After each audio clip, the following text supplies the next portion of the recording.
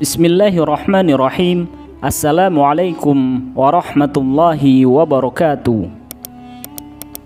Pada pembahasan kali ini, saya akan menceritakan sebuah kisah teladan inspirasi wakaf pendidikan Fatimah Al-Fihriyah. Al-Kisah. Ada sebuah keluarga dari Tunisia. Kepala keluarga itu bernama Muhammad bin Abdullah Al-Fihri. Keluarga Al-Fihri ini dikenal keluarga yang terpandang. Mereka dikenal punya kepedulian dan kepekaan terhadap sesama manusia. Jiwa sosial mereka begitu tinggi. Muhammad Al-Fihri diketahui memiliki 3 anak.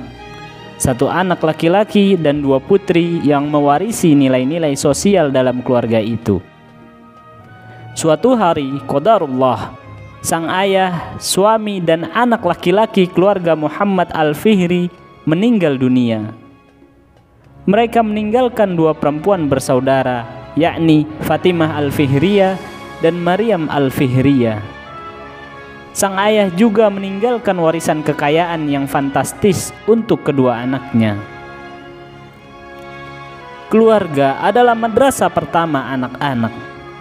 Atas didikan yang baik dan karunia Allah Subhanahu wa taala, saat itu Fatimah dan Maryam berpikir tidak akan menghabiskan warisan begitu saja, atau bahkan memilikinya untuk sekedar membahagiakan diri sendiri.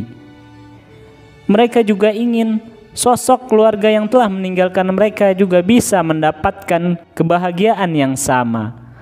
Karena itulah mereka melakukan ikhtiar wakaf pendidikan yang kemudian berbuah hasil yang gemilang.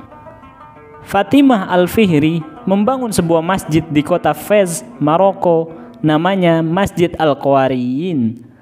Sementara itu, Maryam juga membangun masjid bernama Al-Andalus di Spanyol. Berawal dari kedua Masjid Al-Qawariyin di Fez, Maroko dan Masjid Al-Andalus di Spanyol inilah praktik wakaf yang dilakukan keduanya telah merintis masa depan pendidikan yang gemilang bagi generasi selanjutnya dan umat secara luas. Kedua masjid yang didirikan Fatimah dan Maryam tersebut dikembangkan menjadi sebuah universitas. Bukan tempat menuntut ilmu biasa, tetapi muncul ke wajah peradaban menjadi kiblat dunia pendidikan modern. Universitas pertama di dunia itu bernama Universitas Al-Qawariyin atau Al-Qarawun. Nama ini digunakan berdasarkan tempat kelahiran dari putri keluarga Muhammad Al-Fihri ini, yaitu Kairawan di Tunisia. Sekilas pembangunan dan pengaruh Universitas Al-Qawariyin. Pembangunan tidak langsung dimulai dengan blueprint cetak biru universitas, tetapi diawali dengan pembelian tanah wakaf dari seorang pria dari suku Hawara. Setelah tanah tersedia, kemudian masjid dibangun dan akhirnya berwujud menjadi lembaga pendidikan tinggi dari Universitas Al-Qawariyin. Pembangunannya dilaksanakan sejak awal bulan Ramadan tahun 254 Hijriah atau sekitar 859 Masehi. Dilansir dari Amazing Wakaf, Masjid Al-Qawariyin dibangun dengan struktur yang hampir sama dengan Masjid Kairawan di Tunisia.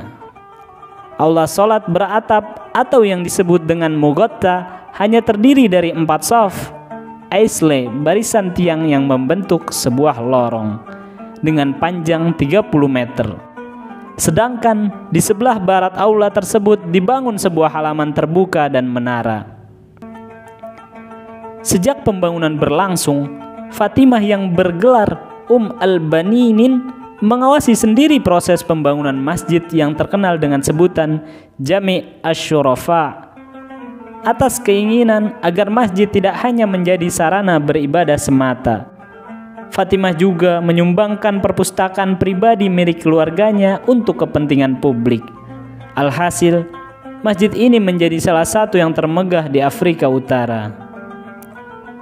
Semasa abad ke-10, Universitas Al-Qawariyin menjelma menjadi lembaga keagamaan pertama dan universitas pendidikan Arab terbesar di kawasan Afrika Utara. Atas jasanya ini, bahkan Fatimah memiliki julukan tersendiri yang diketahui para sejarawan. Sejarawan Muhammad Yasser Hilali kepada Deutsche Welle mengatakan bahwa selama hidupnya Fatimah disebut ibu dari anak laki-laki. Julukan ini diduga berasal dari amalnya dan fakta bahwa dia membawa siswa di bawah sayapnya. Selama berabad-abad, Universitas Al-Qawariyyin menjadi pusat dakwah Islam dan pendidikan utama di dunia Muslim. Awalnya berfokus pada pengajaran agama dan menghafal Al-Quran, tetapi kemudian diperluas dengan tata bahasa Arab, musik, tasawuf, ilmu kedokteran, hingga ilmu astronomi. Para mahasiswa dari seluruh dunia berpergian untuk mempelajari berbagai mata pelajaran, mulai dari ilmu alam hingga bahasa kedokteran, hingga astronomi, dan Fatimah sendiri juga belajar di sana. Selama abad pertengahan, Universitas Al-Qawariyyin dianggap sebagai pusat intelektual terkemuka di dunia. Fakta mengejutkannya, universitas tertua ini telah meluluskan berbagai ilmuwan kelas dunia. Sebut saja beberapa nama seperti Abu Imran Al-Idrisi, Ibnu Rashid As-Sabti, dan Abu Madhab Al-Fasi telah menjadi akademisi di Universitas Al-Qawariyyin. Tidak mengherankan, banyak sarjana terkemuka telah belajar di lembaga terkenal ini. Rumor mengatakan bahkan Gilbert dari Aurillac yang lebih dikenal sebagai Paus Sylvester II pernah belajar di Al-Qawariyyin, dan dialah yang diberi penghargaan untuk memperkenalkan angka Arab yang kita gunakan sampai saat ini ke seluruh Eropa. Selain itu juga, latar belakang pendiri yang seorang muslimah tidak menghalangi para intelektual Kristen dan Yahudi untuk belajar di sini. Filosof Prancis Roger Graudi menyebut Al-Qawariyyin sebagai percontohan pertama bagi pendirian kampus-kampus di Barat. UNESCO mengakui Universitas Al-Qawariyyin sebagai institusi pendidikan tinggi pertama dan tertua yang pernah dibangun dibandingkan Universitas Al-Azhar Mesir, Universitas Bologna di Italia, atau Universitas Oxford di Inggris. Hingga kini pakaian mahasiswa toga berbentuk segi empat ala Fatimah Al-Fihri masih dipakai oleh kampus-kampus di segenap penjuru dunia.